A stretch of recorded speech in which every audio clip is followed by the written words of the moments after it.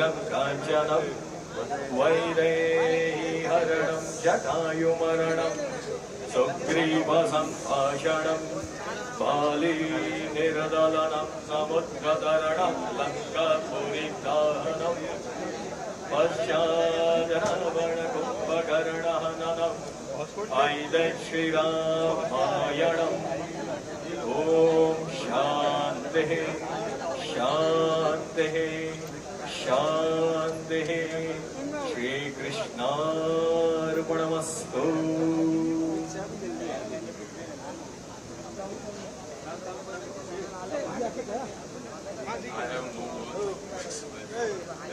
रतन टाटा की आत्मा की शांति के लिए ये सर्वधर्म प्रार्थना हो रही है। यहाँ पर अलग अलग धर्मों के रिप्रेजेंटेटिव आपको नजर आ रहे हैं, जो रतन टाटा के पार्थिव शरीर के ठीक पास में यहाँ सर्वधर्म प्रार्थना हो रही है।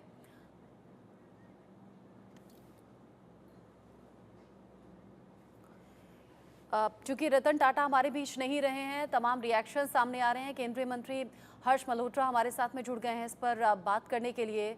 हर्ष मल्होत्रा जी, आज का दिन ऐसा है जब आम हो या खास, हर किसी की आंखें नम है। आज रतन टाटा को आप कैसे याद कर रहे हैं?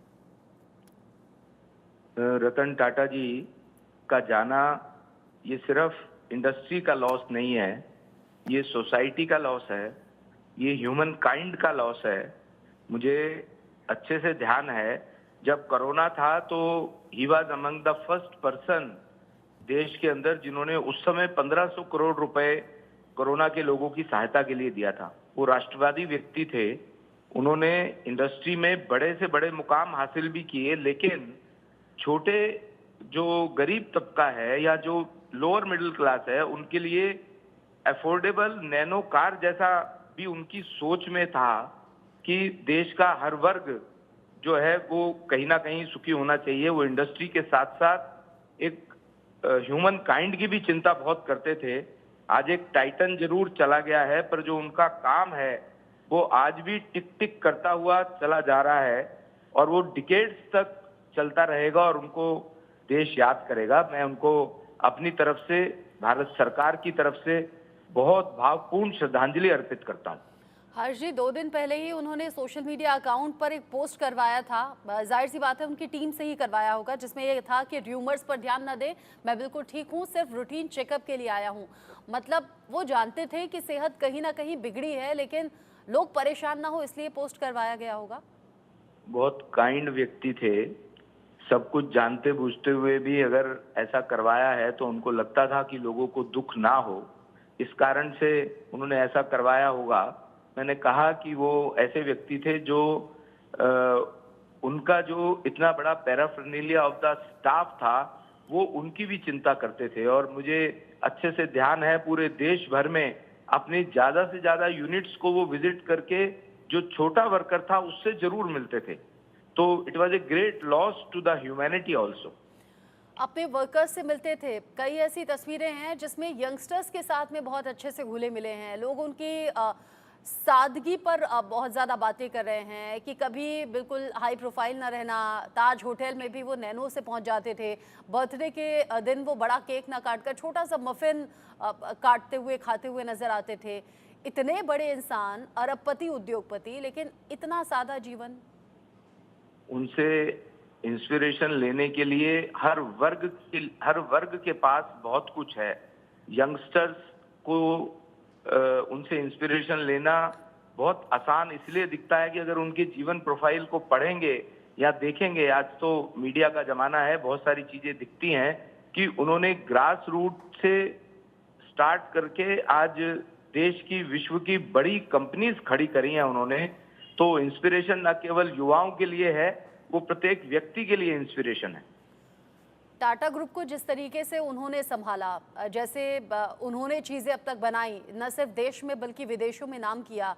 हालांकि खुद शादी नहीं की, लेकिन जो भी उत्तराधिकारी अब रहेगा, क्या वो उस तरीके से चीज़ें संभाल पाएगा, आपको लगता है?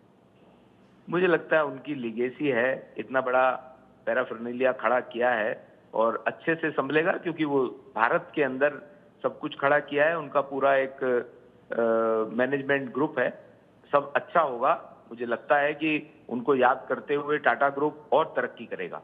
जी, बहुत शुक्रिया हर्ष मल्होत्रा जी हमारे साथ में जुड़ने के लिए। हर्ष मल्होत्रा जी भी नम आंखों से आज विदाई भी दे रहे हैं, याद भी कर रहे हैं। रतन टाटा के पार्थिव शरीर को अंतिम दर्शन के लिए रखा गया है और ये जो तस्वीर है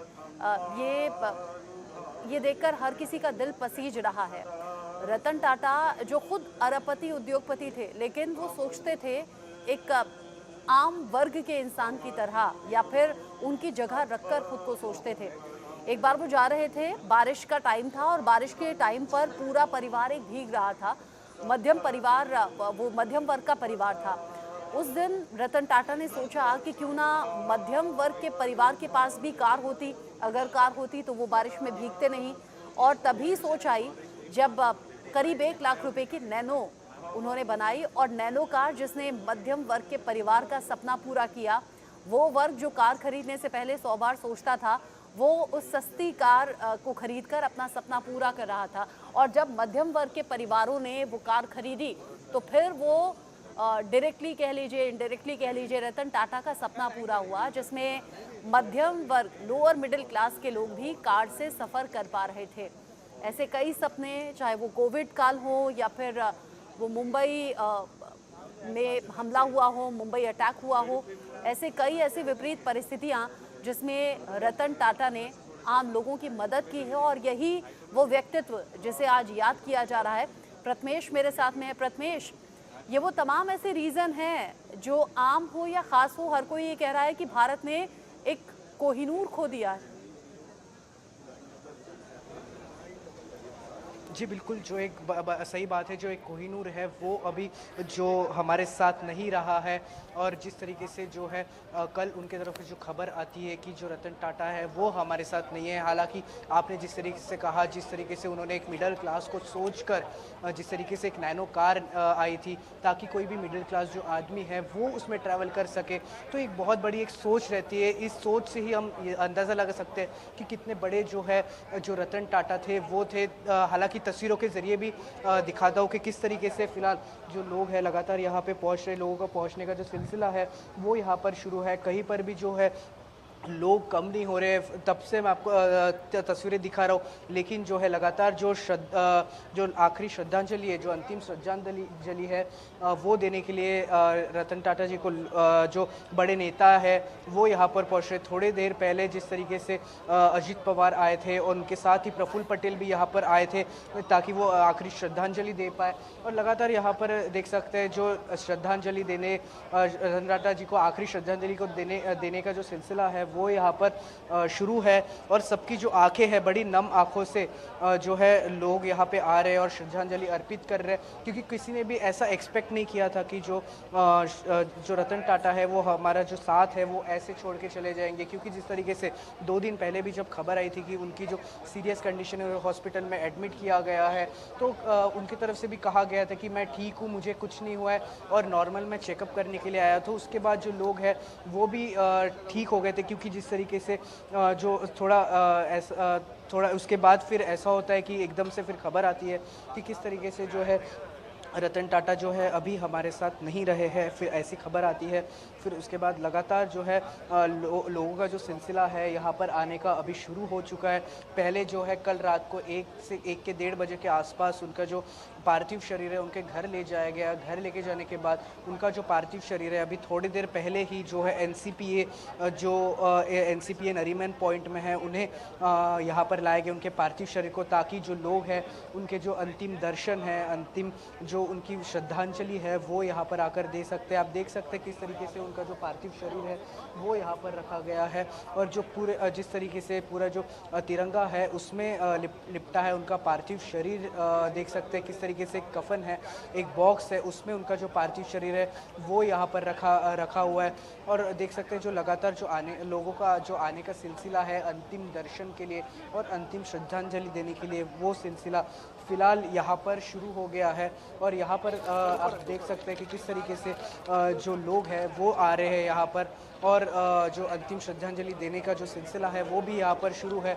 और यहाँ पर जो है यहाँ से ही जो इनका जो पार्थिव शरीर रतन टाटा जी का अंतिम संस्कार के लिए यहाँ से ही लेके जाएगा। अंतिम यात्रा बल्कि यहाँ से निकाली जाएगी। नरीमन पॉइंट से लेकर वर्ली तक यहाँ पर उनकी जो अंतिम यात्रा है वो यहाँ से निकाली जाएगी। और सबकी जो आंखें हैं वो बड़ी नम है, क्योंकि जिस तरीके से किसी ने भी एक्सपेक्ट नहीं किया था कि जो रतन टाटा है वो हमें अब ऐसे छोड़ के चले जाएंगे और अब वो इस दुनिया में नहीं है। जी, रतन टाटा हम सबको छोड़कर चले गए हैं। 86 साल की उम्र में आखिरी सांस उन्होंने ली। सेहत पिछले कुछ वक्त से ठीक नहीं चल रही थी, साथ ही साथ बढ़ती उम्र के साथ भी जो दिक्कतें होती हैं वो लगी हुई थी। रतन टाटा जो हमेशा हम सभी के दिलों में रहेंगे अपनी सोच के चलते और अपने योगदान के चलते, और इसीलिए आज उनके जाने के बाद प्रधानमंत्री नरेंद्र मोदी से लेकर गृह मंत्री अमित शाह, रक्षा मंत्री राजनाथ सिंह, नेता प्रतिपक्ष राहुल गांधी, तमाम ऐसे नेता हैं जो सोशल मीडिया पर पोस्ट भी कर रहे हैं। प्रथमेश बता रहे हैं कि गृह मंत्री अमित शाह तो खुद यहाँ मौजूद रहने वाले हैं अंतिम क्रिया के दौरान, और थोड़ी देर पहले अजीत पवार भी यहाँ पर पहुँचे और साथ ही साथ प्रफुल्ल पटेल भी यहाँ पर पहुँचे। प्रथमेश, चूँकि खुद तो कभी शादी नहीं की रतन टाटा ने, लेकिन उनकी फैमिली के बहुत से सदस्य हैं, क्या वो फैमिली के मेंबर्स यहाँ पर मौजूद हैं? जी बिल्कुल, जो फैमिली के मेंबर्स हैं वो भी यहाँ पर मौजूद है और उनके साथ ही जो फैमिली के मेंबर्स हैं वो मौजूद है। जब इनका जो पार्थिव शरीर है वो आया था, पूरे जो एक गाड़ी में आया था, एक वैन में आया था, जिसे पूरी तरीके से जो फूलों से है वो डेकोरेट किया गया था। तो उनके साथ ही जो उनके फैमिली मेम्बर्स हैं वो भी उनके साथ ही आए थे।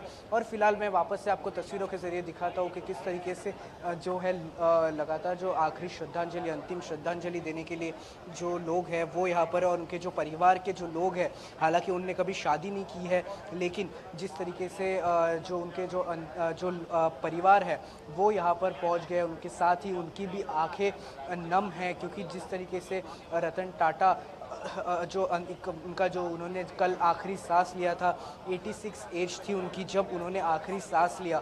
तो इस एज में जिस तरीके से अब जो पूरा जो लोग हैं, बल्कि परिवार को ही नहीं, इनके जो जाने का जो दुख है बस परिवार को ही नहीं है लेकिन पूरे देश को दुख है कि किस तरीके से जो है जिस तरीके से रतन टाटा एकदम से जो हमें छोड़ के चले गए। हालांकि 2 दिन पहले ही उनकी तरफ से ऐसा कहा गया था कि मैं ठीक हूँ, लेकिन उसके बाद ही जिस तरीके से कल ऐसी खबर आती है कि रतन टाटा अब हमारे बीच में नहीं रहे हैं।